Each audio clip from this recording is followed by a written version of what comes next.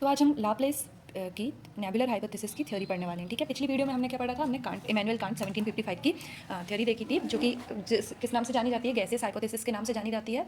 और अब हम नेबुलर हाइपोथेसिस की बात करेंगे। ठीक है, तो लाप्लेस कौन थे? इनका पूरा नाम क्या था? देखो, पियरे साइमन लाप्लेस। ठीक है, ये एक French scholar, mathematician and astronomer थे, जिन्होंने रिवाइज की कांट की गैसियस हाइपोथेसिस थ्योरी को 1796 में। ठीक है, कांट की थ्योरी कब आई थी? 1755 में आई थी। ठीक है, और उनकी बुक का नाम याद करो, कमेंट सेक्शन में लिखो। ठीक है, फिर in terms of the assumption of primordial matter Laplace nebular theory hypothesis differs from can't. देखो, कांट की थ्योरी और लाप्लेस की थ्योरी में अगर आपको फर्क भी आ जाए तो आप इस वीडियो के बाद उसको लिख पाओगे। ठीक है, क्योंकि हमने फर्क भी बहुत अच्छे से देखा है। अच्छा, हाँ, तो देखो, Kant consider that primordial substance was composed of a cloud और nebula of cold static matter, but according to Laplace are made out of hot primordial matter. ये भी हम आगे देखेंगे कि ये क्या कह रहा है, तब आपको समझ में आ जाएगा। Laplace improved Kant's idea and presented a more scientific mathematically structured version. अभी हमने क्या करना है आगे कि क्रिटिसिज्म देखना है इमैनुअल कांट की थ्योरी का, और वही क्रिटिसिज्म को सही करके लाप्लेस अपनी थ्योरी दे देंगे। ठीक है, और उसे बना देंगे और ज़्यादा साइंटिफिक और मैथमेटिकली स्ट्रक्चर्ड, है ना। अब हम ये क्यों बोल रहे हैं वो आगे मैं बताऊंगी। ठीक है, तो नेबुलर हाइपोथेसिस, या फिर आपको कहना चाहिए nebular hypothesis by Kant is nothing but a modified and a better version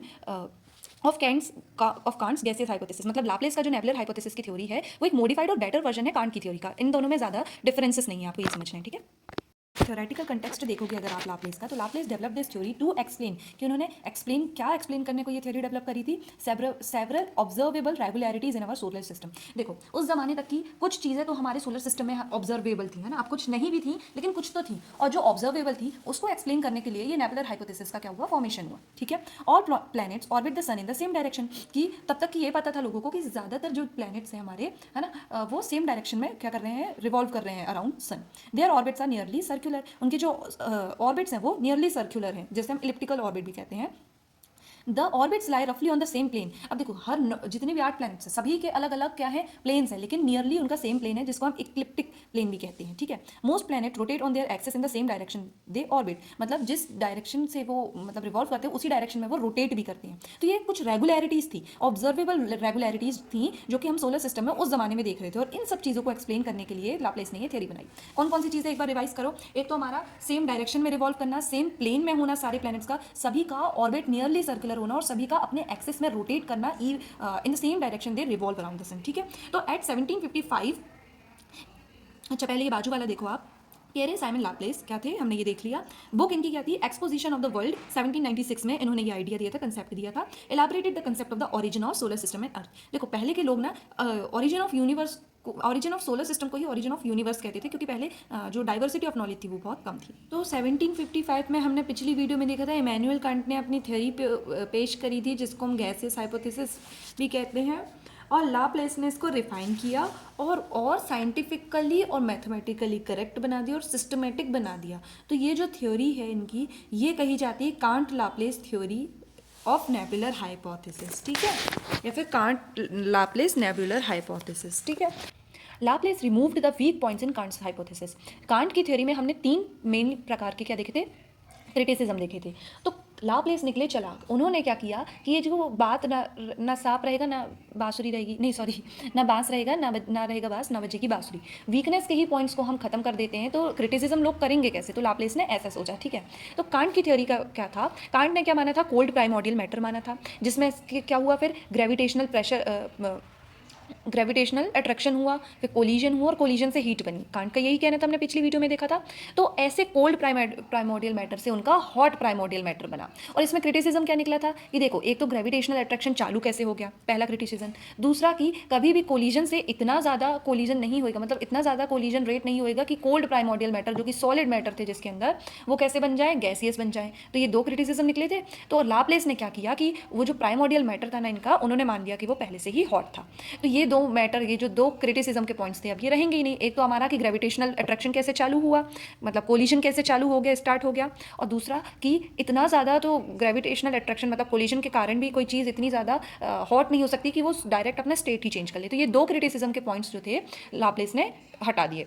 फिर दूसरा कांट का क्या कहना था कि जो प्राइमोर्डियल मैटर में जो पार्टिकल्स हैं वो मोशनलेस है ना, और फिर कोलिजन्स के कारण, ये जो ग्रेविटेशनल अट्रैक्शन के कारण कोलिजन हुआ, देखो दो चीज़ हुई थी है ना, कोलिजन के कारण क्या हुआ था, एक तो फ्रिक्शनल फोर्स के कारण हीट बढ़ गई थी और दूसरा आपका कोलिजन रेट बढ़ने के कारण रोटेशन मोशन हुआ था, ठीक है। तो आपका ये जो मोशनलेस पार्टिकल्स थे उसमें कोलिजन होने के कारण रोटेटरी मोशन आया था, तो ये भी बन गया है ना क्रिटिसिज्म।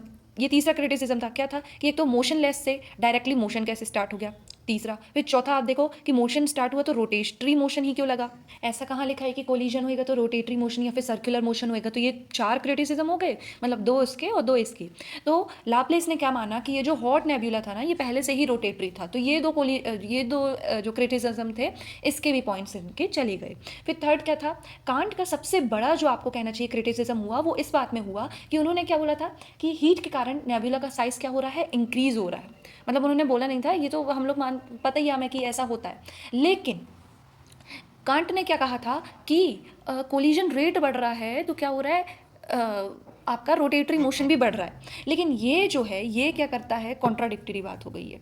क्यों? क्योंकि law of angular momentum, law of conservation of angular momentum क्या कहता है कि देखो हीट बढ़ने से साइज एक्सपेंड हो रहा है, साइज एक्सपेंड हो रहा है तो आपका एंगुलर मोमेंटम बढ़ना नहीं घटना चाहिए, क्योंकि L is equals to M V R का स्क्वायर। अब आपका रेडियस बढ़ रहा है और एल को अपन को रखना पड़ता है कांस्टेंट, है ना, कंजर्वेशन ऑफ एंगुलर मोमेंटम। तो इसको रखने के लिए आपका वी जो वेलोसिटी होगी वो कम होगी, लेकिन कांट ने कहा क्या कहा कि वेलोसिटी जो है, एंगुलर वेलोसिटी जो है वो बढ़ रही है। तो इनका सबसे बड़ा जो है क्रिटिसिज्म इसमें हुआ, ठीक है। तो ये 5 क्रिटिसिज्म के पॉइंट आपको यहाँ से भी याद हो गए। तो अब लाप्लेस ने क्या कहा कि देखो साइज हो रहा है इसका कम, ठीक है, हीट हॉट भले ही है नेबुला, पहले से ही हॉट है, पहले से ही रोटेटरी मोशन में है, लेकिन इसका साइज क्या हो रहा है, कम हो रहा है। और साइज कम क्यों हो रहा है, because of heat loss due to radiation.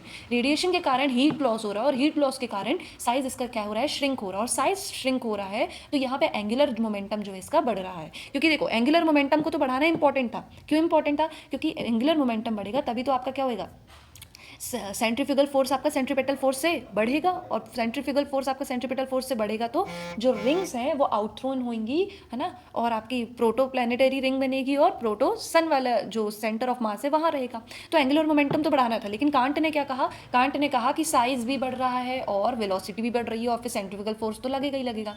तो यहाँ कांट हो गई गलत। लाप्लेस ने क्या कहा कि साइज कम हो रहा है इसलिए एंगुलर मोमेंटम बढ़ रहा है और इसलिए सेंट्रीफ्यूगल फोर्स सेंट्रीपेटल फोर्स से बड़ा हो जाएगा। अच्छा, एक डिफरेंस और है कि जो कांट है इनका क्या कहना था कि एक रिंग निकली थी। अच्छा, ये अभी हम डिफरेंस के पॉइंट ऑफ व्यू से पढ़ रहे हैं ना, ये रिफाइंड वर्जन के पॉइंट ऑफ व्यू से नहीं पढ़ रहे हैं, डिफरेंस के पॉइंट ऑफ व्यू से पढ़ रहे हैं। मतलब ये एक पॉइंट, बाकी वो तो आपका रिफाइंड वर्जन वाला था, ठीक है। तो कांट ने क्या कहा, कांट ने कहा कि एक रिंग निकली थी, एक रिंग आउट थ्रोन हुई थी, लेकिन कांट ने क्या कहा, 9 रिंग आउट थ्रोन हुई थी, लेकिन लाप्लेस ने क्या कहा कि सिर्फ एक रिंग आउट थ्रोन हुई थी और उस एक रिंग से बाकी की 9 रिंग्स बनी, ठीक है।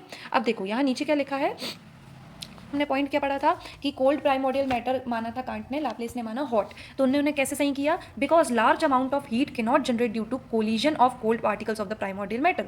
कोल्ड पार्टिकल्स के कोलिजन से इतनी हीट पैदा नहीं हो सकती कि वो कोल्ड प्राइमोर्डियल मैटर जो कि सॉलिड थे उन्हें गैसियस बना दे। तो कांट का ये क्रिटिसिज्म था, लाप्लेस ने इस क्रिटिसिज्म को क्या कर दिया, दूर कर दिया। फिर दूसरा देखा था हमने मोशनलेस वाला, ठीक है। तो mutual collision of the particles के नॉट जनरेट सर्कुलर मोशन, तो इसको भी कांट लाप्लेस ने खत्म कर दिया कि वो पहले से ही रोटेटरी थी।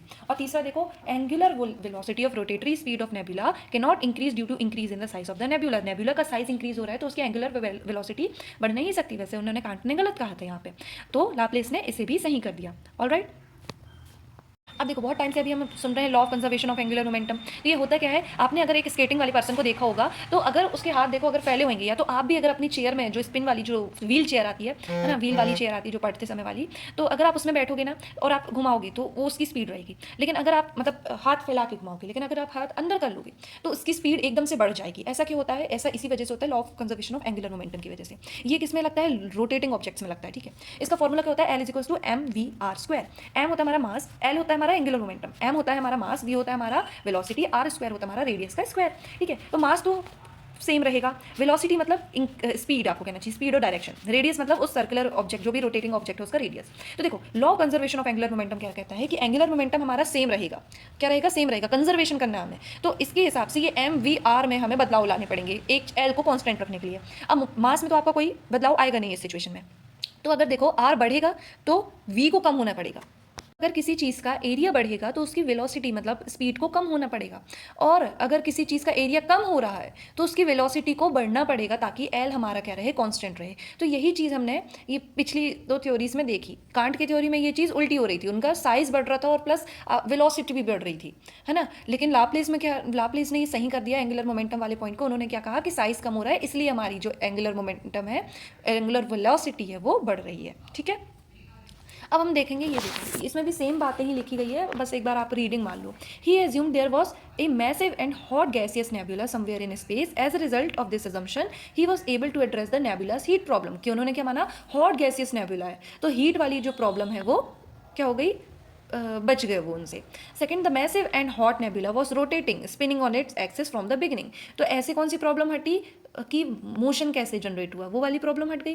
The nebula was constantly cooling due to heat loss from its outer surface through the process of radiation. Radiation के प्रोसेस से जो आउटर सर्फेस है नेबुला का वो क्या होते जा रहा है, ठंडा होते जा रहा है। समझ में आई बात। And as a result it was constantly shrinking in size due to cooling contraction. और कूलिंग के कारण वो क्या हो रहा है, साइज में श्रिंक होते जा रहा है, और इसी को हम कहेंगे कूलिंग कॉन्ट्रैक्शन, ठीक है। तो ये वाले हो गए हमारे एजम्पशन। अब देखो ये जो सेकंड लाइन्स में जो लिखा है ना ब्लू कलर से, वो भी सेम बातें ही लिखी गई है, बस आपको थ्योरी को बढ़ाने चढ़ाने के लिए ऐसा लिखना पड़ता है ना। तो क्या लिखा है, in the beginning there was a huge extremely hot gaseous spherical nebula. तो मतलब आपकी ना ये डिटेलिंग बढ़ रही है, बाकी सब चीज़ें सेम लिखी है ना। क्या है देखो, कांट ने क्या माना था कि क्या है वो मोशनलेस है, सॉलिड है, और इन्होंने क्या माना, ह्यूज है प्लस एक्सट्रीमली हॉट है प्लस गैसियस है और स्पेरिकल नेबुला है, ठीक है। Which was made up of incandescent gas, और इनकैंडेसेंट मतलब ज्वलनशील है ना, जो लाइटनिंग कहना चाहिए आपको, गैसेस से बना है, ठीक है। इन कांट्स मॉडल कांट ने क्या बताया था, how did cold particles become hot and spinning. Can't never explained that, है ना, कि कांट ने क्या बोला, ग्रेविटेशनल अट्रैक्शन, लेकिन कोलिजन के कारण इतनी हीट जनरेट ही नहीं होगी, ठीक है। Laplace solve this problem bye starting with A hot nebula, है ना। तो उन्होंने इस प्रॉब्लम को सॉल्व कर दिया। So no need to explain, अब उन्हें एक्सप्लेन नहीं करना पड़ेगा क्या, where the heat came from, कि हीट कहाँ से आई, द ओरिजिन ऑफ मोशन, की मोशन कहाँ से आया, उन्होंने पहले ही मान लिया कि भैया हॉट भी और रोटेटिंग भी है। Second, Kant try to explain how rotation developed. Kant ने क्या चाहा कि मैं बताऊं कि रोटेशन कैसे डेवलप हुआ, कोलिजन रेट से, कोलिजन रेट बढ़े, है ना, तो क्या हुआ, सर्कुलर मोशन चालू हुआ और रोटेशन डेवलप हुआ। तो कांट ने एक्सप्लेन करना चाहा, लेकिन लाप्लेस ने सिंपली एज्यूम कर लिया कि भैया वो पहले से ही रोटेटिंग था, ठीक है। तो ये हो गया सेकंड पॉइंट, है ना। First point hot, second point rotating. Third point, hot nebula radiated heat. ये जो इनका हॉट नेबुला है उन्होंने रेडिएट किया हीट को, हीट लॉस हुआ, स्टार्टेड टू कूल, है ना, सरफेस पे, आउटर सरफेस में वो कूल होने लगा, और कूलिंग कॉस्ट कॉन्ट्रैक्शन, श्रिंक होने लगा साइज का। जब भी कूलिंग होती है श्रिंकिंग होती है, और as it shrank it rotated faster. जैसे जैसे वो श्रिंक होते जा रहा था, रेडियस कम होते जा रहा था, और वही लॉ ऑफ एंगुलर मोमेंटम के कारण, law of conservation of angular momentum के कारण क्या हो रहा है, उसकी रोटेटिंग स्पीड बढ़ गई। अब रोटेटिंग स्पीड बढ़ी तो दोस्तों क्या होएगा, अच्छा इसको हम बोलते हैं कूलिंग कॉन्ट्रैक्शन, है ना। फोर्थ पॉइंट में देखो, रोटेटिंग स्पीड बढ़ रही है तो ये एक फ्लैटेंड डिस्क शेप हो जाएगा। समझ में आ रही है आपको बात। तो देखो फोर्थ पॉइंट देखो, the outer layer was condensed due to cooling and it could not keep up with still less cooling inner layer of nebula. तो यहाँ देखो हीट डिफरेंशियल हो गया, जो इनर सर्फेस था नेबुला का वो अभी भी उतना ठंडा नहीं हुआ है, क्योंकि हीटिंग बाहर से स्टार्ट हो रही है, ठीक है, हीटिंग बाहर से ही स्टार्ट होती है। तो आउटर सरफेस तो कूल हो गई, है ना, क्योंकि रेडिएशन हो रहा है आउटर सरफेस से, तो वो कूल होके क्या हो गई, कंडेंस हो गई वहाँ की चीज़ें, है ना, वहाँ की गैसेस। लेकिन यहाँ का देखो आप, इनर नेबुला क्या है, अभी भी हॉट है, उतना कूल नहीं हुआ है। तो इन दोनों का क्या हो गया, हीट डिफरेंशियल हो गया, तालमेल नहीं बैठ पाया। Thus the outer layer was separated from remaining part of the nebula. तो आउटर लेयर क्या हो गई, सेपरेट हो गई from the remaining part of the nebula. Fifth point देखो, Laplace assumed that at first one ring was separated, then from that one ring further ring separated. Third वाले के बाद ही आपको ये ऐड कर देना है कि जैसे रोटेटिंग मोशन हमारा फास्ट होते गया, बहुत ज़्यादा फास्ट हो गया, तो नेबुला ने क्या बन गई, फ्लैट डिस्क बन गई। अब फ्लैट डिस्क में क्या हुआ, आउटर सरफेस जो है ज़्यादा कूल हो गई, इनर सरफेस कम कूल हुई, इसकी वजह से क्या हुआ, सेपरेट हो गई दोनों। और यहीं आपको क्या डाल देना है, आपको डाल देना है अपना सेंट्रीफ्यूगल फोर्स, आपका सेंट्रीपिटल फोर्स से बढ़ गया, तो आपकी जो आउटर लेयर है वो थ्रोन आउट हो गई। और लाप्लेस ने एज्यूम किया क्या, कि वन रिंग बस निकली, वहीं कांट ने एज्यूम कर रहा था कि नो रिंग आउट थ्रोन हुई, लेकिन लाप्लेस ने क्या एज्यूम किया, वन रिंग आउट थ्रो हुई, और उस रिंग से फिर बाकी की रिंग्स सेपरेट हुई, ठीक है। All rings condensed at a point of hot gas agglomeration and each agglomeration cooled and turn in planet, कि वो ईच रिंग क्या होगी, कंडेंस हुई, कंडेंस होकर वो प्लैनेट बन गई, ठीक है। तो ऐसे हमारे 9 प्लैनेट्स बने। The central nucleus transform to sun. जो न्यूक्लियस था और हमारा बीच में सेंट्रल में जो रिमेनिंग पार्ट था, है ना, वो क्या बन गया, सन बन गया। अब इमेज कैसे ड्रॉ कर सकते हैं आप, देखो ये नेबुला है, नेबुला पहले से हॉट, रोटेटिंग और गैसियस है। ये कौन ने माना, लाप्लेस ने माना। कांट ने क्या माना था, हॉट, मोशनलेस और सॉलिड था।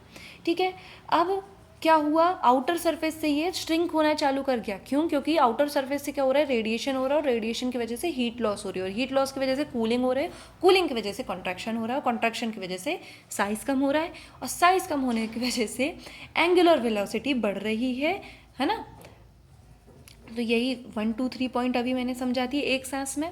फिर देखो फोर्थ पॉइंट है आपका, अब एंगुलर वेलोसिटी क्या हो रही है, इंक्रीज हो रही है ना। तो ये एक डिस्क का शेप ले रहा है, जैसे जैसे रोटेटरी मोशन बढ़ रहा है ना, जैसे जैसे इसकी स्पीड बढ़ रही है, आपको कहना चाहिए देसी भाषा में, तो आपके जो डिस्क बन रही है, डिस्क टाइप की बन रही है। अब डिस्क बन रही है तो देखो आउटर डिस्क क्या होएगी, आउटर डिस्क आपकी ठंडी रहेगी, कंडेंस हो चुकी रहेगी, और इनर डिस्क क्या रहेगी, इनर डिस्क अभी भी गर्म होएगी। और एक टाइम में क्या होएगा, सेंट्रीफ्यूगल फोर्स सेंट्रीपेटल फोर्स से ज़्यादा बढ़ जाएगा, तो ये जो रिंग है जो ठंडी हो चुकी, कंडेंस्ड हो चुकी है, वो आउट थ्रोन हो जाएगी, और उसी से फिर 9 रिंग्स फर्दर बनेगी, और उसी से फिर 9 प्लैनेट्स बनेंगे, और रेसिडुअल पार्ट जो कि सेंटर ऑफ मास था हमारे नेबुला का, वो क्या बन जाएगा, सन बन जाएगा। ठीक है, तो ये हो गई हमारी पूरी थ्योरी एक सांस में कंप्लीट। अब इसको आप स्टेजेस से समझ सकते हैं। देखिए आप इसे स्टेजेस में लिख सकते हैं। स्टेज फर्स्ट क्या है, primordial nebula.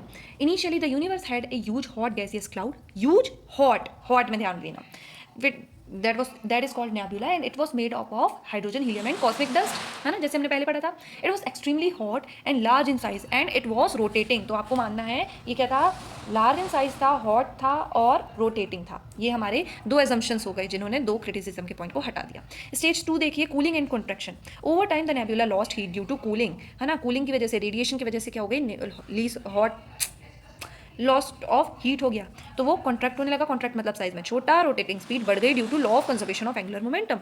Faster rotation cause the nebula to become flatted into a disc shape. जैसे जैसे स्पीड बढ़ी वैसे वैसे वो डिस्क शेप में आने लगा, एक फ्लैट डिस्क शेप में आने लगा। ठीक है, तो ये आपको स्टेज 2 में लिखना है, ये बात ध्यान देना। एंगुलर मोमेंटम, फ्लैट डिस्क, और आपका स्पीड में बढ़ोतरी।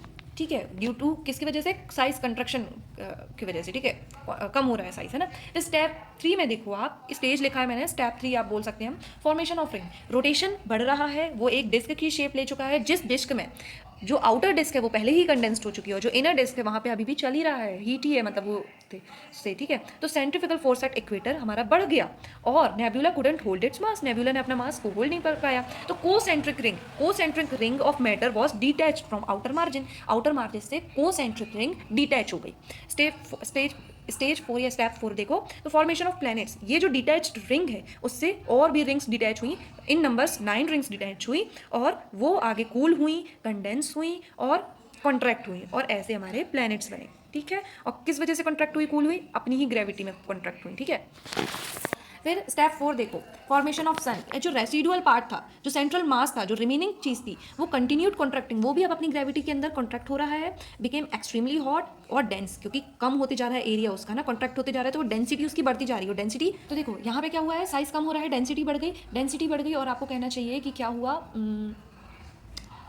और कोलिजन स्टार्ट होगा ना, क्योंकि पास आते जा रहे तो कोलिजन रेट और बढ़ रहा है। अब कोलिजन रेट बढ़ गया तो बहुत ज़्यादा इसका टेम्परेचर बढ़ गया, है ना, मिलियंस ऑफ डिग्रीज तक की पहुंच गया, और इस सिचुएशन में क्या हुआ, ये जो न्यूक्लियर फ्यूजन की प्रोसेस चालू हो गई। न्यूक्लियर फ्यूजन क्या कहता है, हाइड्रोजन के दो एटम्स मिलके हीलियम का एटम बनाएंगे, और इस प्रोसेस में एनर्जी रिलीज होगी, और यही एनर्जी फॉर्मेशन ऑफ सन में साबित होगी। ठीक है, तो ये प्रोटोसन हमारा ट्रांसफर हो गया हमारे सन में, है ना, और ये सन क्या था, residual core of the nebula था।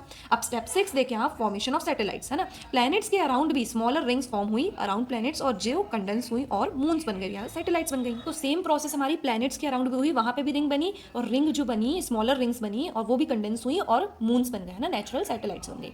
अब हम देखते हैं इसके क्रिटिसिज्म। तो क्रिटिसिज्म में पहला क्रिटिसिज्म आता है ओरिजिन ऑफ नेबुला, कि आपने माना तो सही कि हॉट नेबुला है और मोशन वाला नेबुला, रोटेटिंग नेबुला, लेकिन नेबुला कहाँ से आया, ओरिजिन कहाँ से हुआ, ये आप सेम कांट की में भी डाल सकते हैं अगर आपके पास पॉइंट्स की कमी हो रही है तो। ठीक है ना। फिर source of nebula heat and motion, कि आपने मान तो लिया, चलिए आपका अजम्पशन मान लिया कि आपने हॉट है आपका नेबुला और रोटेटरी मोशन है उसमें, कि आपने कांट की थ्योरी को के क्रिटिसिज्म को अपने अजम्पशन तो मान लिए, लेकिन सोर्स क्या है भाई, कि कैसे हुआ, गर्म कैसे हुआ, मोशन में कैसे आया, ये भी नहीं पता। फिर एक रिंग से आपकी सारे प्लैनेट्स बने, हमें पता है ऑल प्लैनेट्स, मतलब लाप्लेस की थ्योरी में अगर हम देखें तो all planets are made up of a single ring.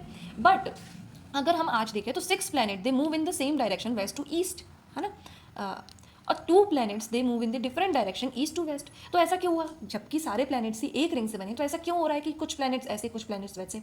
इसका भी कोई एक्सप्लेनेशन नहीं था लैपलेस के पास। फिर फोर्थ देखो, irregular ring to produce specific number of rings, मतलब कि एक रिंग से आपकी सिर्फ स्पेसिफिकली 9 रिंग्स ही क्यों बनी, उससे कम या उससे ज़्यादा क्यों नहीं बनी? ठीक है, और आप इसको कांट की थ्योरी में भी डाल सकते हो, यही सारे पॉइंट्स को जितने भी हमने पढ़े हैं ना, उन्होंने भी नहीं बताया, उन्होंने भी क्या बोला, 9 रिंग्स बनी, तो जब 9 रिंग्स ही क्यों बनी? ठीक है, फिर satellites of Jupiter and Saturn rotate opposite. अब उन्होंने क्या बोला कि आगे भी यही प्रोसेस हुई है ना, स्मॉलर लेवल में यही, स्मॉलर स्केल में यही प्रोसेस हुई और सैटेलाइट्स बने, लेकिन जुपिटर के जो सैटेलाइट्स हैं कुछ अलग मूव करते हैं, कुछ अलग मूव करते हैं, सैटर्न के कुछ सैटेलाइट्स है वो कुछ अलग मूवमेंट करते हैं, मतलब रोटेशन करते हैं। तो ये सब क्यों हो रहा है जबकि सारी चीज़ें तो सिंगल रिंग से ही बनी है? ठीक है, फिर ए hot nebula would expand not contract, this contradicts thermodynamics, है ना। उन्होंने क्या एज्यूम किया था कि हॉट नेबुला है तो उसको क्या होना चाहिए था, एक्सपेंड करना चाहिए था, लेकिन उन्होंने क्या बोला कि रेडिएशन की वजह से क्या हो रहा है, कॉन्ट्रैक्ट हो रहा है ना।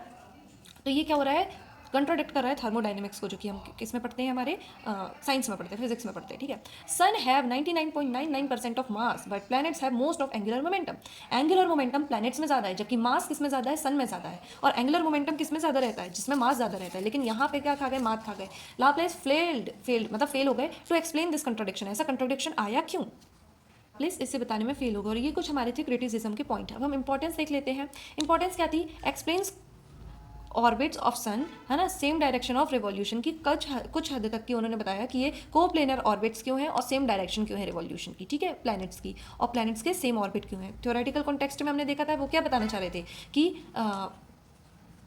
ऑर्बिट सेम है, लगभग प्लेन ऑफ ऑर्बिट सेम है ना, लगभग रिवॉल्यूशन सबका सेम है, लगभग क्या है, और कि सब लोग रोटेट कर रहे हैं अपने एक्सेस में। यही सारे पॉइंट्स को समझाना चाहते थे और उन्होंने कुछ हद तक ये समझा भी दिया। Introduce the role of angular momentum and cooling in condensation. Angular momentum जो कि कांट की थ्योरी में फेल हो रहा था, उन्होंने ये एक्सप्लेन अच्छे खासे तरीके से कर दिया था। समझ में आई बात? तो यहीं से हमारे ये जो इंपॉर्टेंस है ये खत्म होती है। अब हम देख लेते हैं status of these theories today, कि आज जो ये नेबुलर हाइपोथेसिस है उसका स्टेटस कैसा है। ठीक है, तो the nebular hypothesis led the foundation for modern cosmological theory. जो मॉडर्न कॉस्मोलॉजिकल थ्योरीज है उसका ये फाउंडेशन था। इससे पहले हमने जो इंट्रोडक्टरी पार्ट में देखा था, ये जो फर्स्ट थ्योरी में देखा था, उसमें हमें पता चला था कि पहले के लोग सिर्फ थियोलॉजिकली एक्सप्लेनेशन देते थे यूनिवर्स के फॉर्मेशन का या सोलर सिस्टम के फॉर्मेशन का, लेकिन ये जो थ्योरीज आई ये पहली ऐसी साइंटिफिक थ्योरीज आई जिन्होंने रिवॉल्यूशन ला दिया और एक सोचने का नया नजरिया दिया, तो ऐसे फाउंडेशन की तरह बन गई। ठीक है, these theories are rejected currently, है ना, ओरिजिनल फॉर्म में ये आज की डेट पे रिजेक्टेड है, क्योंकि हमने देख लिया बहुत क्रिटिसिज्म है ना, ऐसे तो चलता नहीं है, but historically they are important, क्योंकि ये फर्स्ट ऐसी थ्योरीज आई जिन्होंने साइंटिफिकली थिंकिंग को एनकरेज किया। ठीक है, और पहली बार किसी ने ऐसा सोचा, बल्कि ऐसा नहीं कि भगवान ने ऐसा किया फिर ऐसा वैसा, गॉड ने ऐसा किया, ऐसा नहीं। ठीक है, तो हेल्प डेवलप लेटर थ्योरीज, जो लेटर थ्योरीज आई, जो हम आगे भी पढ़ेंगे, प्लैनेटेसिमल थ्योरी, टाइडल हाइपोथेसिस वगैरह वगैरह, मॉडर्न नेबुलर थ्योरी, तो ये सब को डेवलपमेंट में पहला आपको क्या चाहिए रहेगा, एक बेस चाहिए रहेगा, तो यही थ्योरी बेस बनी, है ना, और it help develop later theories. तो it remains a corner stone, मतलब ये बहुत इंपॉर्टेंट है ना, in the evolution of scientific thought, कि साइंटिफिक थॉट में एक ये बहुत बड़ा आपको कहना चाहिए माइलस्टोन की तरह काम करता है regarding the origin of the solar system. ठीक है, साइंटिफिक थॉट रिगार्डिंग किसके regarding, origin of solar system के रिगार्डिंग, है ना। It transform philosophical ideas into solar system के ऑरिजिन में जो साइंटिफिक थिंकिंग का एवोल्यूशन हुआ है उसमें बहुत बड़ा पार्ट, या फिर आपको कहना चाहिए प्राइमरी रोल इस थ्योरी ने निभाया, क्योंकि ये पहली ऐसी थ्योरी आई जिसने ट्रांसफॉर्म किया फिलोसफिकल आइडियाज़ को साइंटिफिक रीजनिंग में ट्रांसफॉर्म हुआ।